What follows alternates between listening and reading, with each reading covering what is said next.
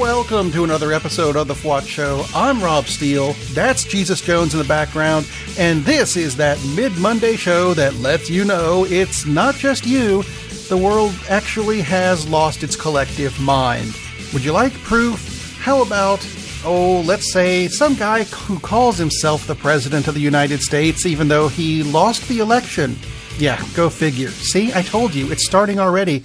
President Trump, and I apologize, I always throw up just a little bit whenever I put those two words together, recently and falsely accused former President Barack Obama of releasing 122 Guantanamo Bay detainees and claims they were, quote, returned to the battlefield. And what he means by that is, these are terrorists that were released from Guantanamo Bay and have gone back to being terrorists. Unfortunately, a report from the Office of the Director of National Intelligence found that 113 of those 122 Guantanamo Bay detainees were released by some guy named President Bush. Oh, well, I mean, we know politicians can't read anyway. I mean, didn't that used to be the joke with, NFL linebackers? Now we've got stuff like Zeke Caldwell. Used to be a linebacker, now he's coaching the Jets, or, Michael Strahan is hosting Good Morning America or something. When did the switch happen? Because the politicians used to be at least reasonably intelligent and the linebackers were stupid. Now the linebackers are smart and the politicians are dumb as hell. When did that happen? But speaking of sports and stupidity, here's another problem that they've come up with concerning Donald Trump's travel ban. And, yeah, it's a bit sports-related and money-related. Because if this travel ban actually continues, like he wants it to, that means two major sporting events are not going to happen in this country. We're trying desperately to get the FIFA World Cup, which is football on the rest of the planet. Here it's soccer, whatever. It will not come to the United States if this travel ban exists. The biggest sporting event on the planet. And it will not come here because countries like, Syria, Libya, Somalia, Sudan, Yemen is on the no travel list. I don't know where Yemen is, but that's not the point. Those countries pretty much regularly qualify to play in the World Cup. If they're not allowed to come here, then FIFA says neither will the World Cup. Not terrorists, soccer players. I think there's a bit of a distinction. Oh, you know who else won't come here? That would be the Olympics. Yeah, that big thing that Americans even know about would not come to the United States if this travel ban exists. How much money are we going to lose because of it? Billions. That's billions with a B. Of course, none of this really makes any sense. Nothing he does makes sense. Here's another example. Last week, Al Franken, you remember him, former comedian, now he's a senator? He tweeted that he thinks that Attorney General Jeff Sessions committed perjury. Jeff Sessions is one of Donald Trump's guys.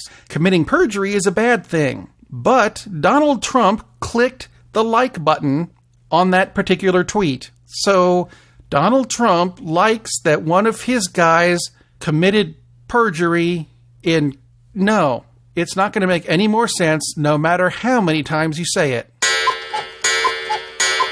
And now on to some health news. Some of it comes from a guy who claims to have been a brain surgeon. Dr. Ben Carson has come up with some really elaborate and bizarre comments over the past lifetime, I'm guessing. We only know about them for the past 3 or 4 years when someone gave him a microphone. And we all kind of said, I'm sorry, what? Like a couple weeks ago when he said, all the African-American people who came over back in the day, yes, they were immigrants and didn't become slaves until later. No, that would be wrong. As would his comments about, well, maybe the pyramids are really just grain silos built by Jacob in the Bible. No, I'm afraid that is also horribly incorrect. But you'd think that a guy who allegedly, and I'm having to put allegedly with his accomplishments now because I can't believe any of them are true anymore. He allegedly separated infant twins who were conjoined at the head. That would be a nifty accomplishment. And kind of, give some credibility to his being a doctor. And then he opens his mouth and just throws it all away with comments like, we have a way of zapping the brain with a ray, as in a laser, I assume, and all of a sudden you can remember books that you read as far back as 60 years ago, to which the entire medical profession jumped up and went, "We do? No, we don't have that. That's not real. That's not even real on Star Trek. Where did he get that from? I don't know where he got that from. Pulled it out of his ass, near as I can tell, which I think might be where his head is anyway, along with a lot of the other Republicans, because they came up with another rule this week. A Southwest Ohio community is trying to get rid of heroin in their community. That's a good idea. I'm with them on that. However, they've decided that anyone who overdoses will be charged with an attempted murder. I almost get that because it's murdering yourself. However, here's another bit that doesn't make sense. There's a drug called naloxone, and I may be mispronouncing that, but that's how it's spelled, so there. Naloxone can counter the effects of a heroin overdose, but to make sure that people who want to overdose on the drug can't just have naloxone on them and realize when I'm overdosing, hey, I'm going to fix myself with this drug. They have decided that just having this drug will be a misdemeanor charge, punishable by up to 180 days in jail and a $1,000 fine. This includes first responders, which means they can no longer carry the anti-overdose medication in ambulances anymore. Hospitals, it's still fuzzy on it, but wow, who decided that saving a life is a bad idea? I mean, this is great community building law you got going there. What were these people thinking? Obviously not thinking on the same scale as the people in, let's say, the European Breast Cancer Conference in Amsterdam, where research was presented by a Professor Nigel Bundred. I like the guy. You should like the guy too, because he tested a pair of drugs that I'm going to horribly mispronounce now, Herceptin and Lapatinabib. Yeah, I told you I'm mispronouncing it. Those could have been Pokemon names I mentioned. I don't know. Anyway, these two drugs, which are usually used separately in the treatment of breast cancer, but not together, until he tested them. And he found out that he was able to eliminate some types of breast cancer in as little as 11 days. Completely. Poof. Gone. That is good health news. What is not good health news is that will probably never come over to the States, because it would have to come through a place that has to deal with women's health issues. And if the Obamacare, also known as the Affordable Care Act, gets repealed, then the first thing they're going to do is defund Planned Parenthood, which is a major source of women's health care in the United States. It is. And that means that more people will die of breast cancer because they can't be bothered to keep up with women's health. Now, the good news is the first attempt to get rid of it was struck down.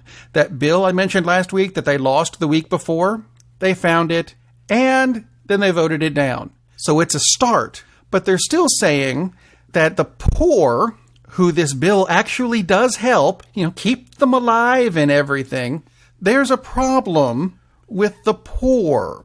The poor are just obviously not as poor as we thought they were. We have new information from the U.S. Department of Energy that shows 99% of poor households have a big technological device called a refrigerator. Yeah, really? Who knew? It's kind of hard to find a small apartment place that doesn't actually have a refrigerator in it.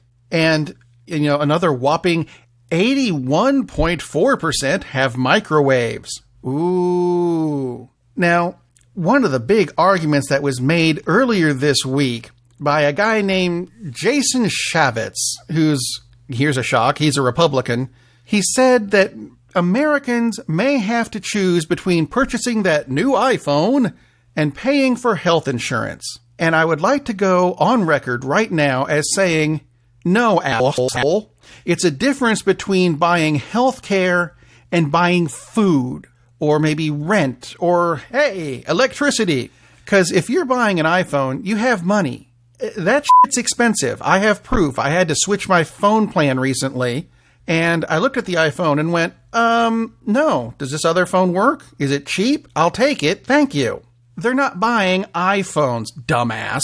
They're buying food, which goes along with healthcare. I'm going to paraphrase someone, a friend of mine, David G. McAfee, who came up with the idea of, if we Americans get life, liberty, and the pursuit of happiness, can it not be argued that healthcare, which is the preservation of life, should be provided?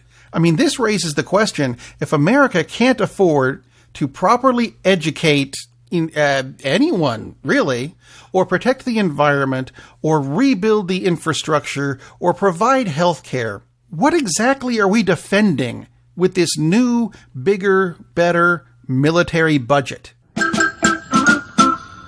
I'm not exactly sure how this is going to help anyone, really, but the Tennessee General Assembly just condemned pornography as a public health crisis, claiming that it makes men less interested in marrying. Well, the plan they have in place to remove pornography calls for education. So maybe, just maybe, some of these senators and congresspeople will get some education, because I think they sorely need it. Would you like some more evidence? Because, yeah, like the rest of the show isn't enough already.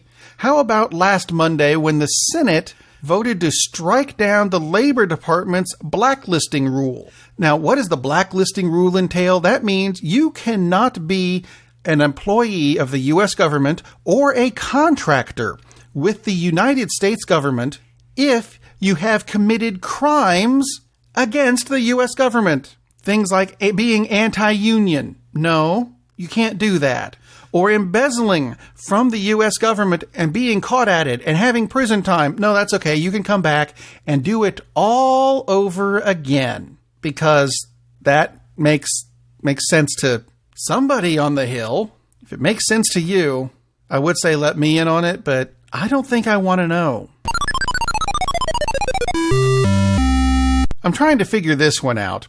Story out of Virginia where a man is running for the House of Delegates. However, he really shouldn't be eligible because he has already spent 16 months in jail for threatening to kill then-President Barack Obama.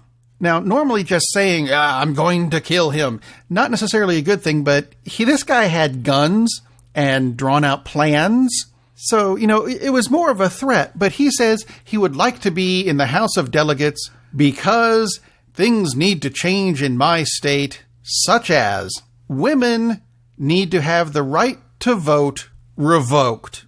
Yeah, this guy wants to ban women voters. Let me know how that turns out for you there. In a similar note, last week apparently had International Women's Day, and I apologize, I missed it. I did find out one interesting thing, though, that November 19th is International Men's Day. I'm going to go out on a limb and let you know, I'm not going to celebrate that one either. I would like the idea of just, celebrating, hey, Human Day, every day. Just celebrate everybody being human. Or is that too much to ask? Wanted to get this news out there because I think this is a really interesting concept. It's some very interesting tech news to come out of the Geneva Motor Show. Goodyear has introduced a new type of tire. Now, some of you are thinking, Rob, it's a tire, it goes on a wheel, it's round, what can you do with it? Well, this one's a bit more round than most, by which I mean it is a 360-degree tire, as evidenced by its name, the Eagle 360. It's a concept tire that, well, it's a ball. How does it work on your car? You have to get a new type of wheel well for this particular tire to work, because inside this tire and inside your new wheel well are electromagnets. Nothing physically connects this tire to your car. Your car will hover over this tire, which is capable of telling whether parts of it are worn out, and if it is, it'll rotate a little bit and use a different part of the tire. It also lets you do that thing you used to see in cartoons, where the car would pull right next to a parallel parking space and then drive sideways into it. If these come out, you'll be able to do that now. This is kind of cool. Go look on the web for it yourself, though. Check it out. Let me know what you think. Also, while I'm thinking of it, I want to get your ideas on this, because I saw a commercial that I think had its priorities a little bit wrong. Now, I've got kids, and I know some of you listening have kids, and the priority, as far as I'm concerned, needs to be the kids. However, there's a commercial being aired right now in the States, in case you happen to be listening somewhere else, for a product called Swiffer, which is a sweeping product. Now, the ad goes a little like this. There's a little boy with some scissors, and he's cutting the hair off of his toy lion. And then he cuts the hair off his toy bear. And then he cuts the hair off a Barbie doll. And then he starts to cut the hair off of his sister, because he's training to be a barber, right?